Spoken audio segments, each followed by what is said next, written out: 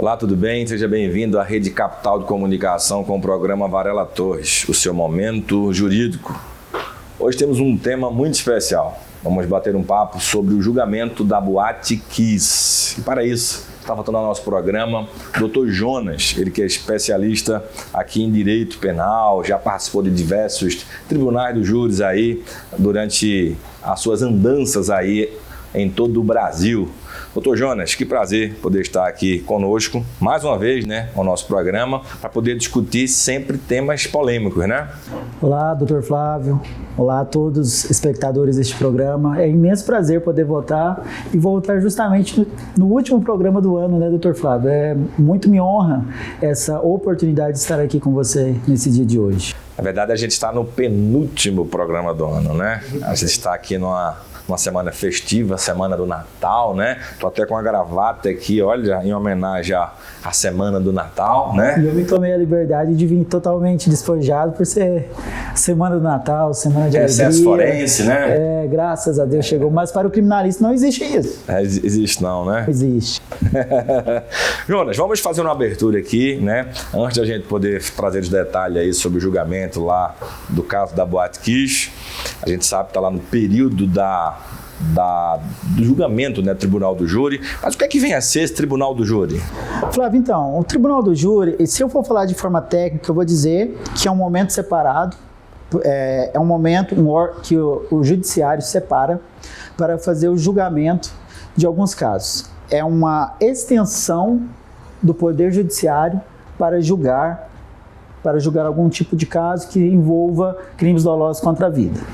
De uma forma bem simples, para que o nosso espectador possa compreender, eu diria que é um momento que o judiciário chama a comunidade, escolhe 7 pessoas dentre o povo, entre 25, para que essas 7 pessoas possam julgar uma determinada pessoa que tenha ceifado ou tentado ceifar a vida de uma outra pessoa.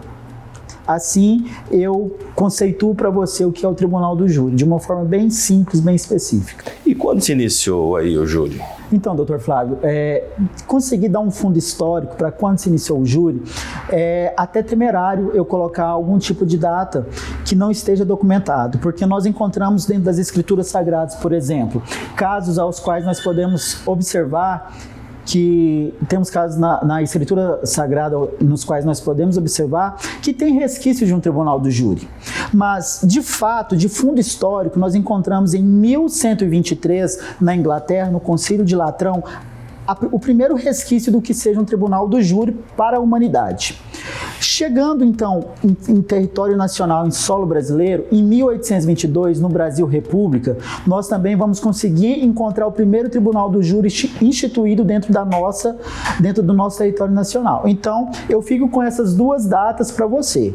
1123, Inglaterra, seria o primeiro tribunal do júri da humanidade dentro do Concílio de Latrão. E um segundo momento, dentro do nosso país, em 1822, no Brasil República, o primeiro tribunal do júri no Brasil. Doutor Jonas, e quais são os crimes que vão aí ao tribunal do júri, né? Os crimes que vão ao tribunal do júri, eles estão encapsulados lá na parte especial do Código Penal, a partir do artigo 121, onde nós vamos ter homicídio, onde nós vamos ter aborto, onde nós vamos ter infanticídio, vamos ter instigação, auxílio ao suicídio. Esses são os crimes que vão ao tribunal do júri. Bem legal. Então a gente tem aí o início, né, do tribunal do júri atribuído a um período extremamente histórico, né, ou seja, acompanha aí essa parte histórica da humanidade, né?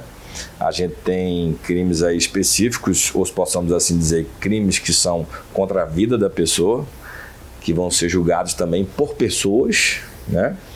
Que vão ter ali a figura de um juiz na condução do caso, mas que vão ter um grupo de pessoas do povo, se possamos assim dizer, que vão proferir ali uma sentença a um advogado, a figura de um advogado, que vai representar ali aquele réu, é assim que podemos chamar ele, e vamos ter também um promotor de justiça que vai ter a função de acusador como representante do Estado.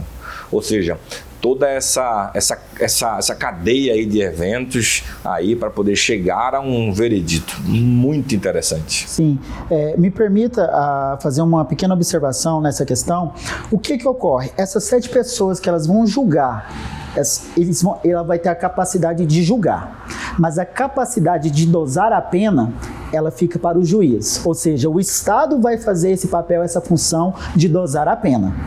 E outro ponto específico que eu gosto sempre de lembrar, que o advogado, ele é o último guardião entre o Estado e a sociedade.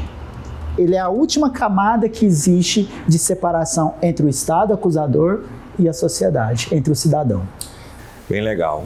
Nosso programa aqui vai a um breve intervalo, dá tempo de você tomar uma água, às vezes buscar ali, quem sabe uma pipoca com chocolate, né? Uma semana festiva, tá bom? Vai lá rapidinho e volta que tem muita coisa legal pra gente poder bater um papo aqui. Até já já. A Varela Torres Recuperação de Crédito, com sede na capital do estado de Goiás, atua em todo o território nacional e é composta por corpo jurídico especializado que contém advogados, auxiliares jurídicos e recuperadores de crédito. A equipe é apta a realizar negociações de casos de diversos níveis de complexidade, tanto em âmbito judicial quanto extrajudicial. Sua empresa ou condomínio sem inadimplência de recebíveis.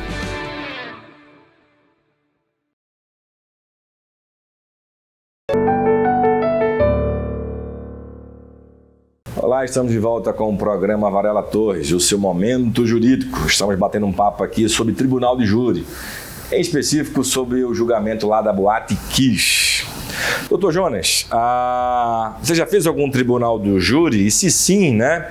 Qual é o maior desafio aí na hora do júri? Sim, eu tenho a imensa honra de dizer que realmente sou um advogado criminalista por completo, porque além de fazer sustentações orais nos tribunais, né, nos tribunais superiores, também tenho a imensa satisfação e prazer de saber que já fiz e faço tribunais do júri. Nem todos com o êxito que esperamos, mas uma boa parte deles sim. E, doutor Flávio, o principal desafio que eu vejo é o conselho de sentença, é montar o conselho de sentença.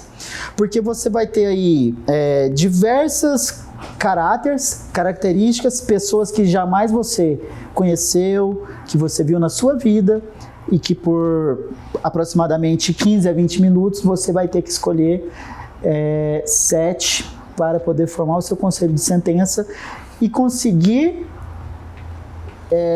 fazer com que aquelas pessoas acreditem na sua tese, coadunam dos mesmos pensamentos que você, para que você possa ter êxito. Então, o principal desafio de um advogado criminalista no tribunal do júri, eu acredito que seja formar esse conselho de sentença dessas 7 pessoas. Entrando diretamente agora no caso da Boate Kiss, qual é a verdade aí sobre esse caso da Boate Kiss, na sua ótica do Dr. Jonas, né? Criminalista, professor, né? Alguém que tem um currículo já e uma vivência nessa área do direito penal? A verdade é que houve um crime. Essa é a primeira das verdades. A segunda verdade, que infelizmente foi necessário que vítimas fossem feitas vítimas para que pudesse mudar a legislação, para que pudesse mudar leis, para que pudesse ter mais fiscalização, para que não tivéssemos outras tragédias tão terríveis como foi essa. Então, realmente existia um crime. Não é vingança a sentença que estes que foram condenados receberam.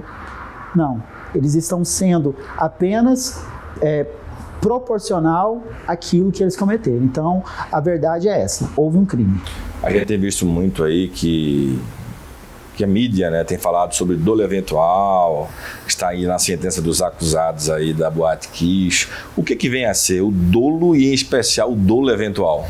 Então, doutor Flávio, o dolo, existem 3 modalidades. Nós temos o homicídio culposo, quando o agente ou a pessoa não tem a intenção de matar, não tem nenhuma intenção de matar, acontece por um acidente, por outra coisa. Nós temos o crime doloso, o homicídio doloso, que é aquele que o agente tem a intenção, tem a vontade, tem a consciência de cometer o crime, e existe o dolo eventual, que é o caso da Boate Kiss, que é aquele onde o agente assume o risco e vai e comete.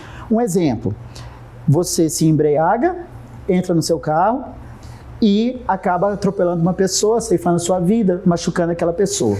Você sabia que você não poderia dirigir o carro, mas mesmo assim você assumiu o risco para si de dirigir, e o que viesse a acontecer, você seria o culpado por isso. Foi exatamente o que aconteceu no caso da Boate Kiss. Tanto os proprietários da boate como os cantores sabiam que estava cheio, não tinha mais capacidade para o número de pessoas que estavam dentro da boate, mas mesmo assim autorizaram entrar mais pessoas. Quem manuseou os artefatos pirotécnicos não tinha capacidade alguma para isso, mas mesmo assim resolveu fazer, ou seja, tomou para si todos os riscos daquela tragédia. Interessante, tristeza, né? Como é que fica aí o HC, né, preventivo, diante dessa situação? Ela gera uma impunidade em todo esse caso? Veja, a sociedade ela precisa compreender 2 pontos específicos. A resposta que os familiares vão ter e esperam ter, e o que a própria sociedade espera. E um segundo ponto, o HC, ele, juridicamente falando, na ótica jurídica, ele é totalmente cabível e está totalmente dentro dos patamares, nesse primeiro momento. No segundo momento, doutor Flávio, esse HC vai ser julgado o seu mérito. Então ali vai ser decidido se deve ser mantido e os acusados, ou melhor, agora os sentenciados, deverão continuar em liberdade até o recurso final, ou se não, devem de imediato começar a cumprir a sua pena, então a execução penal. Mas impunidade eu tenho certeza que não vai ficar, porque a sentença já foi dada, os vereditos já foram colocados. O que pode ser discutido em eventual recurso, não no caso do HC, mas em um eventual recurso, é a questão da dosimetria da pena. Se a sua pena está abarcada na quantidade certa ou se pode diminuir. Mas existe uma condenação, existem culpados que já foram apontados e foram condenados. Então nós já conhecemos quem são esses culpados, quem realmente são os responsáveis por vitimar mais de 400 vidas. Hoje todos já tiveram julgamento? Sim, já teve julgamentos. Eu acredito que tem 2 semanas que já finalizou esse julgamento deles. Foram condenados 4 ou 5 réus. 4 ou 5? É. Depois de quantos anos? Depois de 8 anos. 8 anos. 8 anos. Mas isso é comum, porque nós estamos falando aí da questão da legislação, que a complexidade do caso por si só, o volume do caso, os inúmeros recursos e meios cabíveis, né, de poder postergar isso aí, porque até o trânsito em julgado todos são inocentes. Gente, nosso programa está chegando aqui ao final. Eu não poderia deixar de finalizar esse programa sem lhes desejar aí um Feliz Natal, né? O Natal para nós ele tem um significado muito especial. Sem querer discutir exatamente a data, mas para nós cristãos, ele representa o nascimento do nosso Salvador. Então que você possa ter guardado no seu coração e saber de que Jesus nasceu, né? Morreu, mas ressuscitou ao 3º dia para nos salvar. Então que você possa comemorar aí o Natal, sabendo do verdadeiro sentido do Natal aí para você e para a sua família, né? Isaías fala, né, que o menino nos nasceu, né? E isso é uma maravilha, né? E ele será maravilhoso conselheiro, Deus forte, Pai da eternidade, Príncipe da paz. Bom, um Feliz Natal e que Deus abençoe a todos. Doutor Jonas, foi muito bom ter você aqui conosco mais uma vez em nosso programa. Eu que agradeço, desejo a todos um Feliz Natal, ao doutor, à família, um próspero ano novo e que o menino Jesus se faça presente, não somente nessa data comemorativa, mas no decorrer de todos os 365 dias do próximo ano que vem aí. Deus abençoe a todos e até a próxima.